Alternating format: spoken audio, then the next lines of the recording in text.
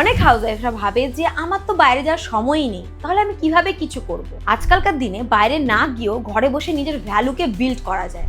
সমস্যাটা সময়ের নয়, সমস্যাটা হলো সঠিক ডিরেকশনের। ধরো তুমি নিজের জন্য 1 ঘন্টা সময়টা বের করলে, কিন্তু সেই 1 ঘন্টা তুমি যদি নিজের পেছনে শেখার জন্য দাও, তাহলে 3 মাস পরে তুমি সেম মানুষই থাকবে না। আজকে অনেক হাউসওয়াইফ ঘরে বসে 3টে জিনিস করছে। প্রথমত কোনো স্কিল শিখছে, দ্বিতীয়ত সেই স্কিলসের দ্বারা ছোটো ছোটো কিছু প্র্যাকটিক্যাল কাজ করছে, আর তৃতীয়ত নিজের কাজকে অনলাইনে শোকেস করছে। জানো তো, গেমটা না এখানেই চেঞ্জ হয়, কারণ মানুষ তোমাকে শুধুমাত্র একজন হাউসওয়াইফ হিসেবে চোখে দেখবে না, তখন তোমার কাজেরও ভ্যালু দিতে শুরু করবে। আরেকটা কথা মনে রেখো, শুরুতে পারফেক্ট হওয়া দরকার নেই, শুরুতে যেটা দরকার সেটা হলো কনসিস্টেন্সি। যদি তুমি ভাবো যে আমার বয়স হয়েছে, আমি পারবো না, তাহলে এই থটটাই তুমি আগে বদলাও।